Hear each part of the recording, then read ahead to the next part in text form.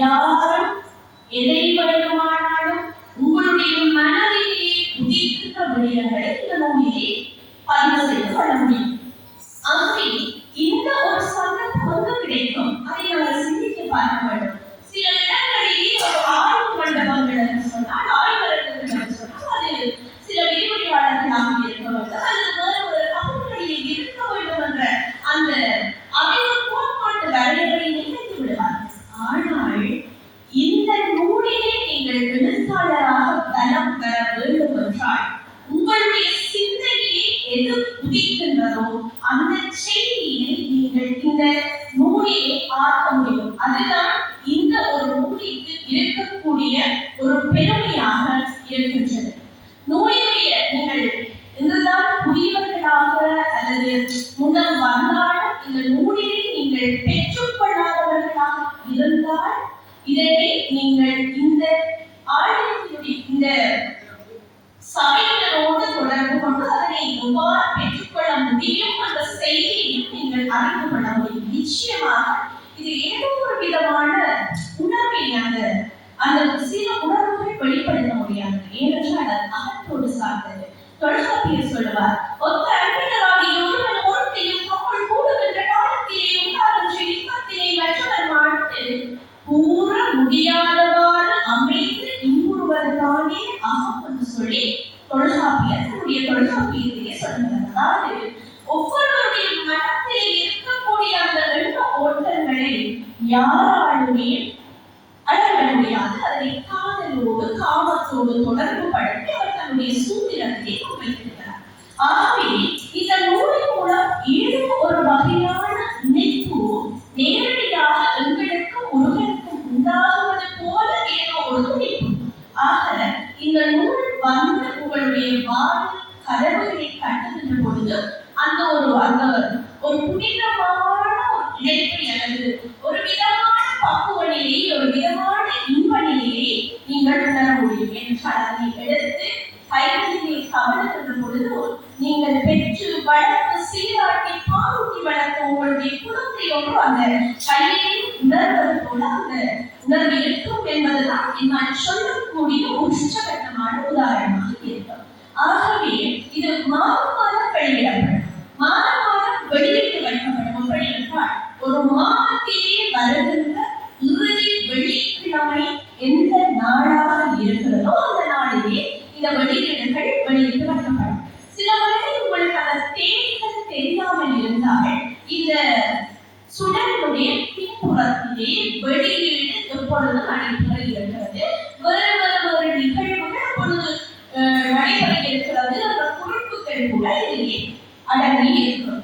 இந்த சுடர் எப்பொழுதுமே தகவல்களை மட்டும் தராமல் பல சாரங்களை, அதாவது அறப்பணிகளினுடைய சாரம் அப்படின்னு சொன்னால் தொகுப்பு அப்படின்னு சொல்ல முடியும். அந்த தகவல் திரட்டல்களையும் தொகுப்புகளையும் ஒரு கண்முறை, அதாவது பார்க்கின்ற பார்வையிலே சுருங்க சொல்லி விளங்க செய்வது. அதாவது வள்ளுவர் சொல்லுகின்ற பொழுது சொல்லிலே எது செழுமை இருக்கிறது என்று சொன்னால் சுருங்க சொல்வதும் அதை விளங்க சொல்வதும் தான் ஒரு சொல்லினுடைய பெருமை என்று சொல்லி சொல்லுகின்றார்.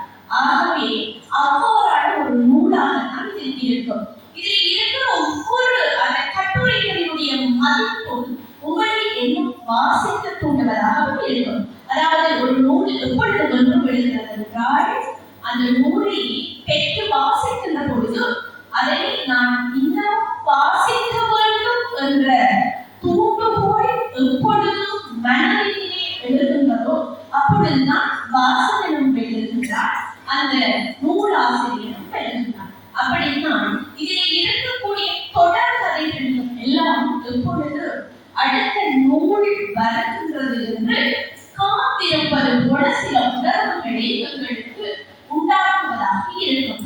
அதே போல சில கருத்தாடல்கள் உள்ளுரை உபமாக சொல்லக்கூடியதாக இருக்கும். அது என்ன உள்ளுரை உபம் என்றால் ஒரு விடயத்தை கூறி இன்னொரு விடயத்தினை மறைத்து அதனுடைய பெருமையை சொல்வதுதான். அப்படியான சில கருத்தியல்களையும் இந்த நூல்களிலே தொடர்ந்து வாசிக்கின்ற பொழுது சில விடயங்களை அடையாள அடையாளம் கண்டிருக்கிறேன். ஆகவே இந்த ஆடி மாத நூலானது ஓமுருகா என்ற அந்த உச்சரிப்போடு வெளியிடப்பட்டுக் கொண்டிருக்கிறது. இன்றைய நாள் நாங்களும் நீங்களும் நினைத்து கொண்டிருக்கின்ற இந்த பொன்னான தருணம் 343வது மலர் வெளியீடாகத்தான் இருக்கின்றது. ஆகவே இதனை வெளியீடு செய்பவர்கள் சந்நிதியார் ஆசிரமத்தினர் இவ்வாறான நூல்களில் நீங்களும் உங்களுடைய பங்களிப்பை வழங்க வேண்டும். இந்த பங்களிப்புகள் உங்களுடைய அரசுகளை தோறும் உங்களை மேடையேற்றி வைக்கும். ஏனென்றால் இவர்கள் அறிமுகப்படுத்துகின்ற பொழுது விரிவுரையாளர் என்று சொல்லி இருந்தார்கள். என்னுடைய அந்த அனுபவத்தின் மூலம் இந்த நூல் எங்களுடைய பல்கலைக்கழகத்தினுடைய, அதாவது என்னுடைய பல்கலைக்கழகம் தமிழ் மொழி அல்லாத ஒரு பல்கலைக்கழகம், அந்த பேரவை கூட இந்த நூலை அங்கீகரித்திருந்தது என்றால், ஏனென்றால் நான் இங்கே குறிப்பிடப்படுகிற சில கட்டுரைகள் எழுதியிருந்தேன். அப்படி எழுதியிருக்கின்றவர்களை வேறு வேறு வெளியீடுகளையும் கொண்டு காட்டுகின்ற பொழுது அந்த பல்கலைக்கழகத்திலே இந்த நூலை ஒரு ஆய்வு நூலாக அங்கீகரித்து இதில் எழுதப்பட்டிருக்கின்ற என்னுடைய கட்டுரைகளுக்கும் புள்ளிகளை போட்டு அதன் மூலமாக கல்வியோடு கற்பித்தலோடு அதன் மூலமாக இந்த நூலின் மூலம் என்னுடைய அங்கீகாரம் கிடைத்திருக்கிறதால் ஏன் சொல்லுகிறேன் என்றால், அவ்வளவு மாண்பு மிகுந்த ஒரு எங்களுக்கான ஒரு நிகழ்விலே கட்டி தந்தது இந்த நூல். ஆகவே இதனை வெறும் ஒற்றைகள் என்று எண்ணிவிடாதீர்கள். ஒவ்வொரு ஒற்றைகளும் எங்களுடைய கண்கள் போன்றன. இதிலே காணப்படுகின்ற ஒவ்வொரு எழுத்துக்களும் உங்களுடைய உயிர் மூச்சுக்கள் போன்றன. ஆகவே நீங்கள் இறந்த பின்பும் உங்களுடைய நினைவுகளை சொல்லக்கூடியது என்ன? இறந்து விட்டால் மனிதன் என்றால் ஊரோடு கூடி அழைத்து விடுவார்கள். ஒரு நாளா, 2 நாளா, 3 நாளா உங்களுடைய நினைவுகளே மறைந்துவிடும். ஆனால் நாம் வாழ்ந்தோம், எப்படி வாழ்ந்தோம், எதற்காக வாழ்ந்தோம் என்று சொல்லுவது எது என்றால் அதனுடைய எழுத்துக்கள். எழுத்துக்கள் அழைக்கப்பட முடியாது. இன்றைக்கு நாங்கள் கலவெழுத்து என்று சொல்லுகிறோம். வட்டெழுத்து, சோழ எழுத்து, தமிழ் எழுத்து என்று பல எழுத்துக்களை சொல்லுகின்றோம் என்றால் அந்த எழுத்துக்கள் தான் என்று எங்களுடைய பரம்பரை எப்படி என்பதை சுட்டி காட்டுகின்றது. தஞ்சை பெருங்கோயில் அமைத்தான் சோழ மன்னன் என்று எங்களுடைய வரலாறுகளை நாங்கள் சொல்லிக் கொண்டிருக்கிறோம்.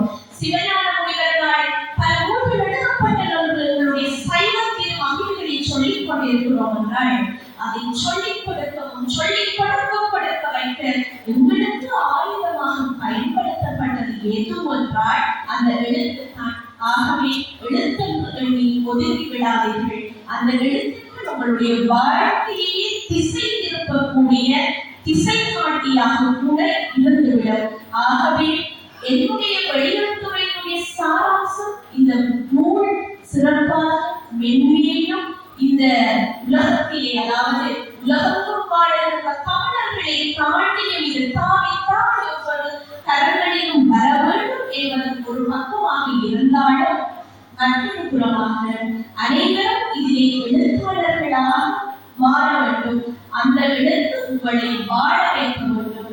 அதன் மூலம் உங்களுடைய வாழ்க்கை வாழ எப்படி என்றால், இது முருகனுடைய நூல். இது முதல் புத்தகம் கிடையாது, முருகப் பெருமானுடைய நூல். இந்த இடத்திலே வாழ்ந்துவிட்டாலே சில நேரத்திலே ஒவ்வொரு 1000 சபைகள் இருந்து விடலாம். ஆனால் இந்த இடத்திலே இருக்கின்ற பொழுது ஏதோ முருகனுடைய அந்த திவ்யமான கோயில் கருவறைக்குள் நிற்கின்ற பொழுது மாதிரி ஒரு மாதிரியான அந்த உணர்வை தூண்டத்தான் செய்யும்.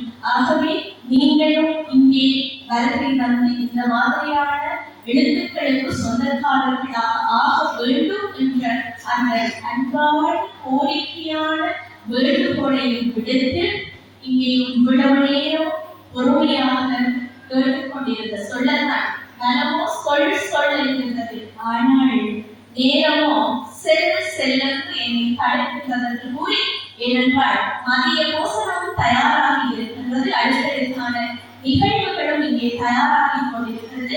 வெளியீட்டாளர் இங்கே காத்துக் கொண்டிருக்கிறார். அவருடைய அந்த கருத்தையும் நீங்கள் செவிமடுக்க வேண்டும்.